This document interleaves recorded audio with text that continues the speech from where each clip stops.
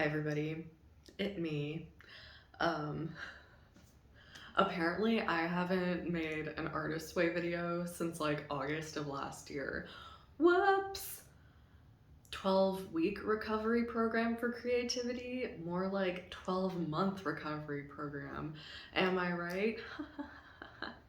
Honestly, I'm probably going to like reread the book and like go through it again at some point this year, but I still want to like finish getting through all the chapters.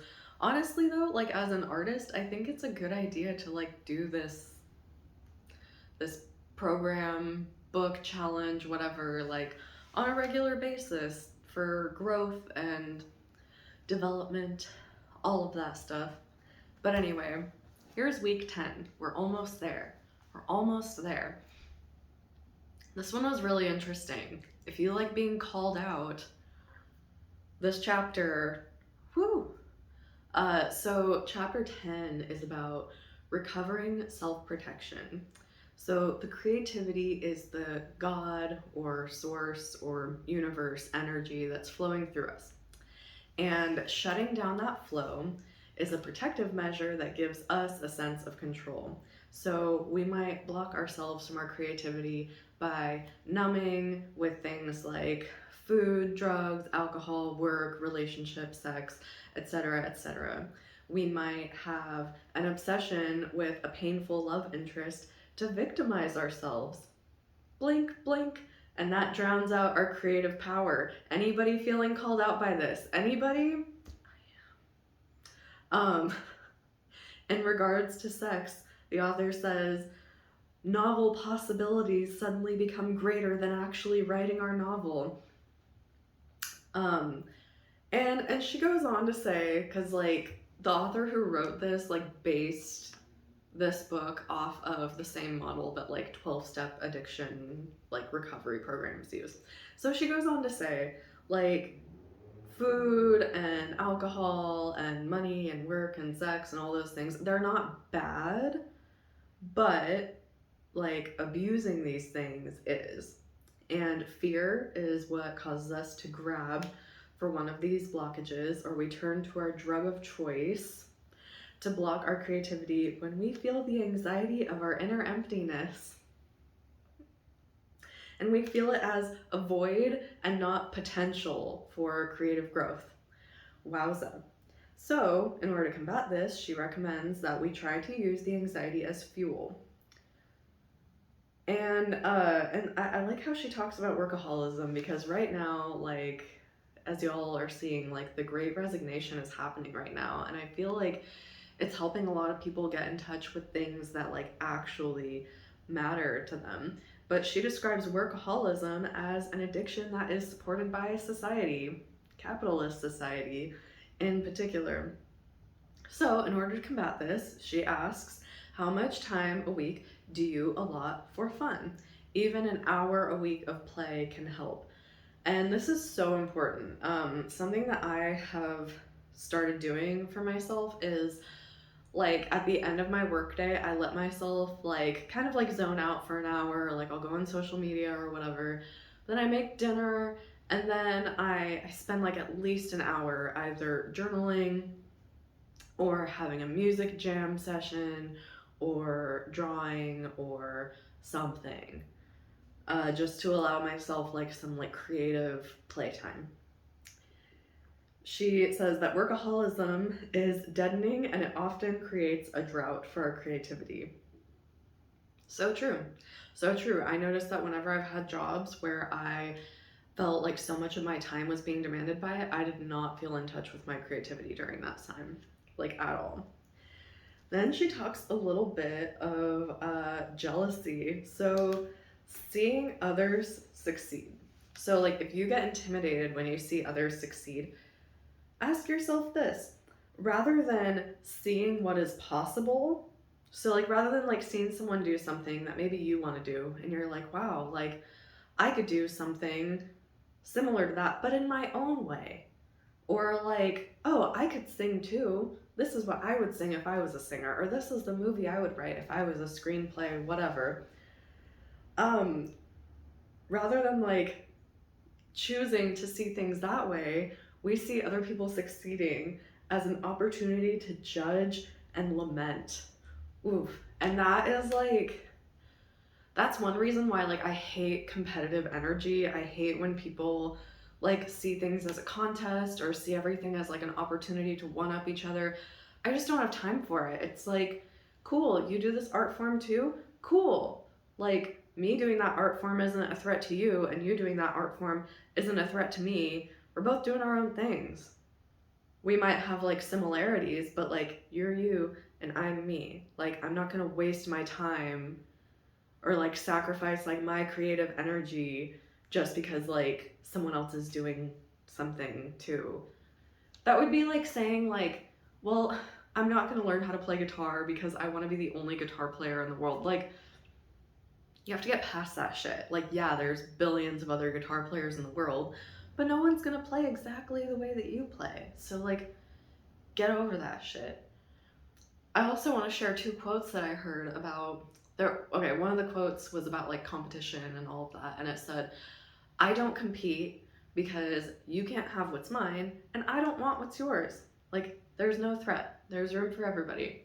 Another quote I really like that I heard about not comparing yourself to people or being afraid that there's not enough room for you to try like something new or like to try to get into a certain industry or a certain art form because you're afraid it's oversaturated. Go to the water bottle aisle of any grocery store. Go to the water bottle aisle of any grocery store. There's still people making different brands for water, okay? Like I promise there's room for you to make a niche for yourself. There's room for everybody. That's my own tangent. But anyway,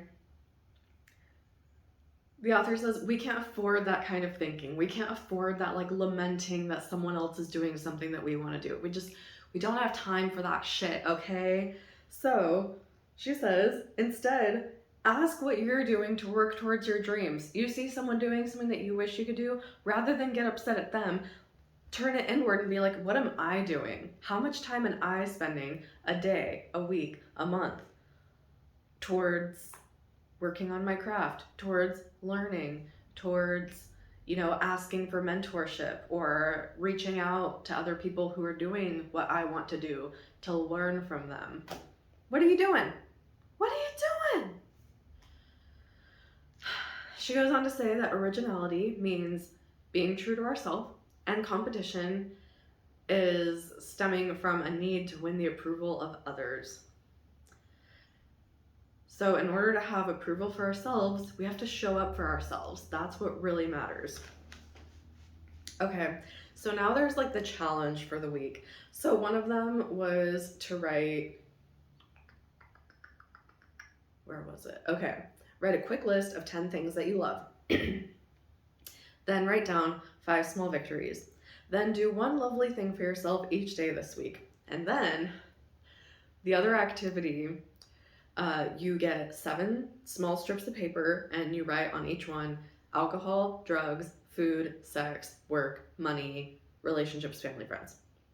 And then you put them in a jar or an envelope, and then you pull 7 times and you write down how many times you pull each of the different cards. So you might pull food multiple times and you might not pull work at all or whatever. I found this to be really interesting. I mean, it kind of reminds me of like tarot card pulls where like, you know, some of it's like not totally accurate, and then some of it you're like, I feel called out and attacked and I'm in this picture and I don't like it kind of energy. But I thought it was pretty interesting.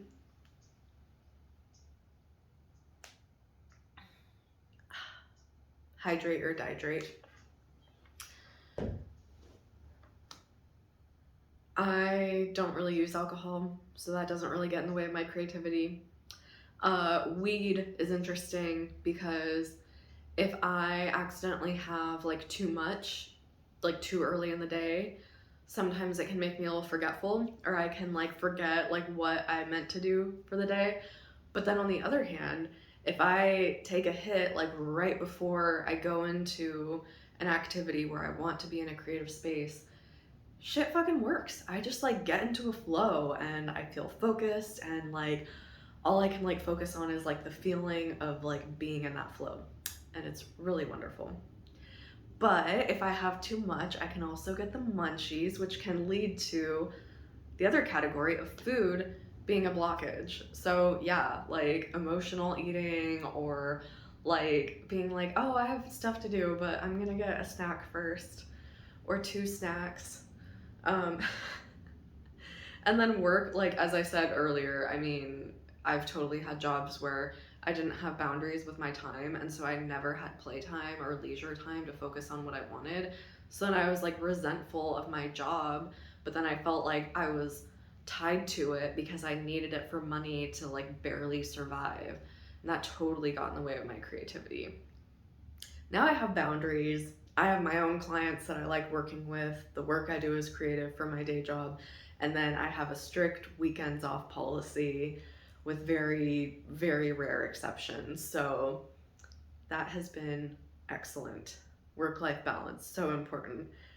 But the one that I really want to talk about is like relationships. No relationship is worth sacrificing your personal development. And I'm not saying like be so obsessed with your personal development that you're like a narcissist, or you like actually don't give a shit about anybody, because that's hurtful. But like at the same time, like don't sacrifice yourself and your dedication to yourself for other people who might not have your best interest in mind. I say this as a recovering people pleaser who really thought that like it was my job to make people like me, or that it was my job to make other people happy. Here's my example. When I was in college, every Friday night the dance studio that I worked at would have like this like Friday night like dance party thing. We'd go to the studio, we'd teach each other different tricks, we'd have some wine and snacks, and we'd like cheer each other on while we learned new dance moves. And it was great because it's like I'm getting the exercise, I'm learning new stuff, I'm building my confidence, I'm building up other people's confidence by hyping them up, and I'm having this really great camaraderie with awesome sexy dance babes. Then I started dating this guy who just like love bombed me. Within like a month of our relationship, he was telling me that I was his one. Red flag, red flag. But this was BB, before boundaries. And so I didn't realize that that was actually manipulative and unhealthy. And I honestly thought that it was my job to make other people like me. So when we first started dating, he said, I'm going to be really sad if I don't get to see you this Friday. And it was like, oh no, like you being sad is like the worst thing in the world, and it's my job to prevent that. So you know what I did? I stopped going to that Friday night dance class. I was missing out on all the things I mentioned earlier about all the benefits of going to that Friday night dance party for some dude who lived with his mom and like would only play video games 24/7 and like refused to get a job. Honey, no, we're not doing this to ourselves anymore. We have standards, okay? So yeah, like as like an artist, if you don't have supportive people in your circle, like it's so important to evaluate that shit. And like, you know, maybe that means being a lone wolf for a while you figure it out, or just like being really selective about who you spend your time and your energy with, because there are people who are going to drain you. There are people who are going to be jealous and like they don't want to see you succeed. There's gonna be people who just like don't have boundaries, and so they don't understand when you set your own. But that's just a whole thing that we need to talk about. And you know, that too, it's like that's not to say that we should like boycott relationships. It's just like put yourself first before connecting with other people, you know? And yeah, I think that that's like some scarcity thinking, like skipping out on your personal time because you're afraid that someone's not going to like you anymore is scarcity thinking. There's enough D and V and B in the world. It's not worth it. And the people who support you will stand out, and that's how you know that you found your people who aren't draining your creative energy or your energy in general. They should actually encourage it. So yeah, that is week 10 of The Artist's Way, and there's like 2 more of these, and after that I'm probably gonna redo it for this year as well, like on my own without streaming it on YouTube. But yeah, that's all for now. Bye.